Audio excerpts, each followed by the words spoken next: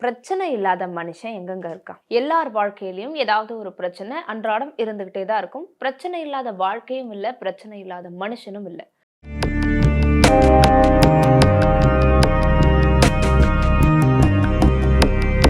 ரகசிய உண்மைகள் சேனல் பார்த்துட்டு இருக்கும் நேயர்கள் அனைவருக்கும் வணக்கம். ஆனா இந்த பிரச்சனைகளுக்கெல்லாம் ஆன்மீகம் மூலியமா நிறைய ஹேக்ஸ் இருக்கு. அந்த ஹேக்ஸுக்கு பேர் தான் பரிகாரம்னு சொல்றாங்க. ஸோ இந்த பரிகாரம்லயே ஒவ்வொரு பிரச்சனைக்கு ஏத்த மாதிரி நிறைய பரிகாரங்கள் இருக்கு.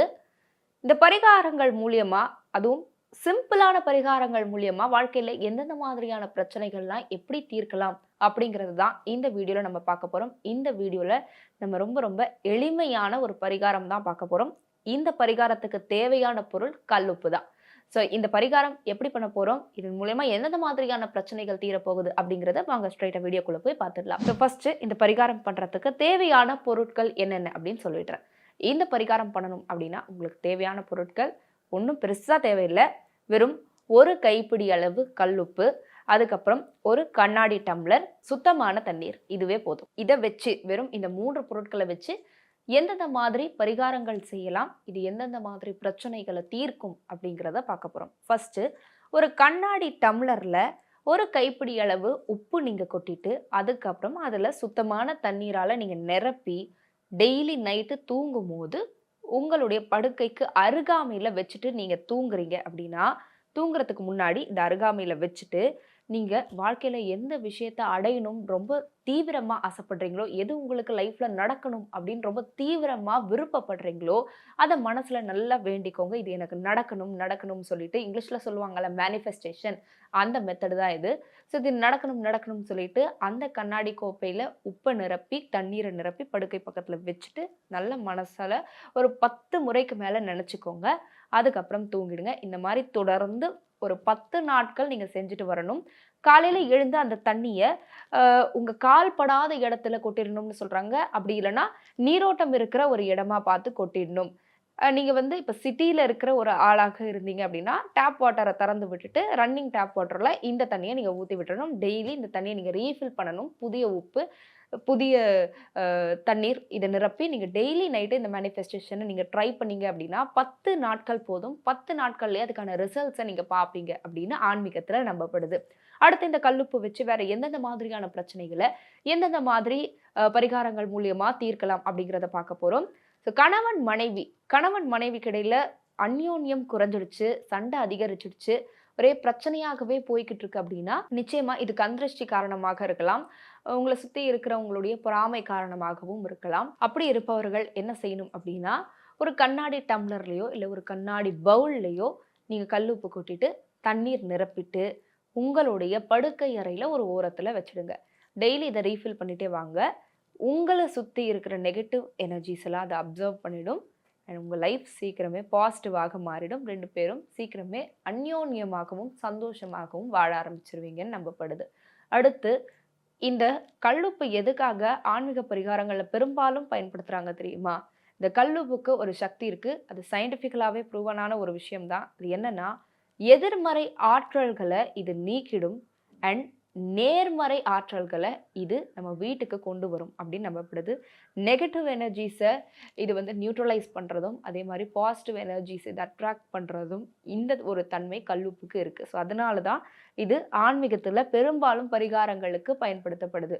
ஸோ உங்க வீட்ல தீய சக்தி இருக்கு, கெட்ட சக்தி இருக்கு அப்படின்னா, இந்த கல்லுப்பு வச்சு செய்றதுக்கு நிறைய பரிகாரங்கள் இருக்கு. ஃபார் எக்ஸாம்பிள் உங்களுடைய குளியல் அறையில இந்த கல்லுப்பு தண்ணீர்ல நீங்க நிரப்பி வச்சுடுறீங்க அப்படின்னா, அது உங்க வீட்ல இருக்கிற கெட்ட ஆராக்கள், கெட்ட சக்திகள்லாம் வந்து ஈர்த்திடும் அப்படின்னு சொல்லப்படுது. அதே மாதிரி தினமும் குளிக்கும் பொழுது கொஞ்சம் கல்லுப்ப நீங்க குளிக்கிற தண்ணீல கொட்டி குளிச்சீங்க அப்படின்னா, உங்களுக்கு திருஷ்டியால ஏற்படக்கூடிய உடல் சோர்வு, உடல்நல பிரச்சனைகள், உடல்நல குறைவு இதெல்லாமே வந்து சரியாயிடும். அதே மாதிரி சரும பிரச்சனைகள் எல்லாமே வந்து சால்ட் வாட்டர்னால சரியாகும் அப்படின்னு நம்பப்படுது. அதே மாதிரி ரொம்ப பெரிய தீய சக்திகள்லாம் இருக்கு. அதனால வீட்ல இப்ப வந்து ஒரே கஷ்டங்களா போயிட்டுருக்கு. சண்டையும் சச்சரவுமாகவே இருக்கு அப்படின்னாலும், இந்த கல்லுப்பு பரிகாரம் அதற்கு ஒரு எளிய வழிமுறையாக இருக்கு. இதுக்கு என்ன பண்ணணும் அப்படின்னு சொல்றாங்க. இது கொஞ்சம் எக்ஸ்ட்ரா பொருட்கள் தேவை. ஒண்ணும் பெரிய பொருட்கள்லாம் இல்ல. இதுக்கு இந்த பரிகாரம் செய்யறதுக்கு தேவையான பொருட்கள் என்ன அப்படின்னா, வழக்கம் போல ஒரு கைப்பிடி அளவு கல் உப்பு, அதே மாதிரி 4 வரைமிளகாய், ஒரு எலுமிச்சம்பழம், ஒரு கண்ணாடி கோப்பை, அதே மாதிரி தண்ணீர். இந்த கண்ணாடி கோப்பையில நீங்க ஃபர்ஸ்ட் உப்பை கொட்டிட்டு அதுல நடுவுல எலுமிச்சம்பழத்தை வச்சுட்டு அதை சுத்தி 4 மூலைகள்ல இந்த மிளகாயை வந்து நீங்க சொருகிடணும். மிளகாயோட கூர்மையான முடிவுகள் வந்து நெகட்டிவ் எனர்ஜிஸை அழிக்கக்கூடிய சக்தி இருக்கு. பாசிட்டிவ் எனர்ஜி அட்ராக்ட் பண்ணக்கூடிய சக்தி இருக்கு. இதை வந்து நீங்க தண்ணீர் நிரப்பி வச்சிடுறீங்க அப்படின்னா, குறிப்பா இதை எங்க வைக்கணும்னா, உங்க வீட்டோட என்ட்ரன்ஸ் டோருக்கு பின்னாடி கார்னர்ல நீங்க வச்சிடணும் அப்படின்னு சொல்றாங்க. இது மாதிரி பண்றதன் மூலமா உங்க வீட்டில் இருக்க தீய சக்திகள் ஓடியே போயிடும். நல்ல சக்திகள் அட்ராக்ட் ஆகி வரும்னு நம்பப்படுது. இந்த மாதிரி கல்லுப்பு நீங்க அன்றாடம் வாழ்க்கையில எங்கெங்கெல்லாம் பயன்படுத்துறீங்களோ அங்கெங்கெல்லாம் உங்களுக்கு நெகட்டிவ் எனர்ஜிஸ் நீங்கி தீய விஷயங்கள் போகி நல்ல விஷயங்களை அட்ராக்ட் பண்ண ஆரம்பிக்கும் அப்படின்னு நம்பப்படுது. வாழ்க்கையில நம்ம எல்லாருக்குமே இப்போ ஃபர்ஸ்ட் ப்ரையாரிட்டி பணமாக மாறிடுச்சு. பணம் தான் எல்லா விஷயத்துக்கும் முதல் தேவையாக வந்து நிக்குது. அது எவ்வளவு பெரிய விஷயமாக இருந்தாலும் சரி, எவ்வளவு சின்ன விஷயமாக இருந்தாலும் சரி, பணம் இல்லாம அது சாத்தியமே இல்லைன்ற லெவலுக்கு இப்போ பணத்தோட தேவை உலகம் முழுக்க எல்லாருக்கும் பணத்தோட இம்பார்ட்டன்ஸ் ரொம்ப அதிகமா ஆயிடுச்சுன்னு சொல்லலாம். ஏன் இன்ஃபேக்ட் உறவுகள் வேணும், புதிய உறவுகள் வேணும், உறவுகளை தக்க வச்சுக்கணும் அப்படின்னா கூட பணம் தான் முதல் தேவையாக இருக்கு. ஸோ அப்படிப்பட்ட பணத்தோட முக்கியத்துவம் நம்ம எல்லாருக்கும் தெரிஞ்சிருச்சு. அதனாலதான் தினம் தினம் அந்த பணத்தை சம்பாதிக்கிறதுக்காக விடாமுயற்சியில இறங்கி ஓடிக்கிட்டு இருக்கோம். ஆனா இந்த பணம் சம்பாதிக்கணும் அப்படின்னா விடாமுயற்சி மட்டும் போதாதுன்னு சொல்றாங்க. அதிர்ஷ்டம் வேணும் அப்படின்னு சொல்றாங்க. பணத்தை சம்பாதிக்கணும் அப்படின்றதுக்காக நீங்க எவ்வளவுதான் விடாமுயற்சி போட்டாலும், உங்களுடைய சிந்தனைகளை செலுத்தினாலும், இன்னும் ஒரு விஷயம் முக்கியமா தேவை. அதை நீங்க மறந்துடுறீங்க. அதிர்ஷ்டம். அதிர்ஷ்டமும் இருந்தால் மட்டும்தான் பணம் உங்களுக்கு நிறைய வரும் அப்படின்னு சொல்றாங்க. ஸோ அப்படிப்பட்ட இந்த அதிர்ஷ்டத்தை எப்படி நம்ம வர வைக்கலாம் அப்படின்றது தான் இந்த வீடியோ பதிவுல நம்ம பார்க்க போறோம். ஆன்மீக பரிகாரங்கள் மூலியமா எப்படி அதிர்ஷ்டத்தை நம்ம தன்வசம் படுத்தலாம், அதிர்ஷ்டம் மூலியமா பணத்தை நம்ம சம்பாதிக்கலாம் அப்படிங்கிறது தான் இந்த வீடியோ பதிவுல நம்ம பார்க்க போறோம். இந்த அதிர்ஷ்டம், லக், மேனிஃபெஸ்டேஷன், நினைச்ச விஷயங்கள் அடைகிறது, இன்னும் நிறைய பணத்தை லக் மூலியமா நம்ம வந்து அட்ராக்ட் பண்றது, இந்த மாதிரி விஷயங்கள் அப்படின்னாவே எந்த காலத்துல செய்யறது ரொம்ப ஸ்பெஷல் தெரியுமா? பௌர்ணமி. இது இங்க மட்டும் இல்ல, மேலை நாடுகள்ல வெஸ்டர்ன் கல்ச்சர்ஸ்லயுமே வந்துட்டு ஃபுல் மூன் அன்னைக்கு தான் மேனிஃபெஸ்டேஷன் அப்படிங்கிறது ரொம்ப எஃபெக்டிவா இருக்கும் அப்படின்னு நம்பப்படுது. ஸோ இந்த பௌர்ணமி அன்னைக்கு ஒரு எளிய பரிகாரம் ஒன்று சொல்றேன். இதை நீங்க செஞ்சீங்க அப்படின்னா பணத்தை நீங்க வசியம் பண்ணலாம், பணம் கிடைக்கிற அதிர்ஷ்டம் உங்களை தேடி வரும் அப்படின்னு நம்பப்படுது. இந்த பரிகாரம் செய்யறதுக்கான வழிமுறைகள், தேவைகள் என்னென்ன அப்படிங்கிறத நம்ம இப்போ பார்க்க போறோம். இந்த பரிகாரத்துக்கு தேவையான பொருட்கள் என்ன அப்படின்னா, ஒன்றும் வேணாம், வெறும் ஒரு ரூபாய் நாணயமும், ஒரே ஒரு வசம்பும், ஒரு மஞ்சள் துணியும் போதும். இந்த பரிகாரத்தை நீங்க எளிமையா செய்யலாம். இந்த பரிகாரத்தை நீங்க பௌர்ணமி அன்னைக்கு தான் செய்ய முடியும். பௌர்ணமி அன்னைக்கு நீங்க என்ன பண்ணணும் அப்படின்னா, ஃபர்ஸ்ட் உங்க வீட்டில் இருக்கிற பூஜை அறையில நடு விளக்க வந்து நெய் தீபமா ஏற்றி வச்சுக்கோங்க. அதே சமயம் ஒரு ரூபாய் நாணயம் எடுத்துக்கோங்க, ஒரு வசம்பு எடுத்துக்கோங்க. அதை உங்க உள்ளங்கையில வச்சு கை கூப்பி பௌர்ணமி நிலவை பார்த்து மனசார உங்களுக்கு என்ன ஆசைகள் இருக்கோ அதெல்லாம் சின்சியரா வேண்டிக்கோங்க, சின்சியரா ப்ரே பண்ணிக்கோங்க.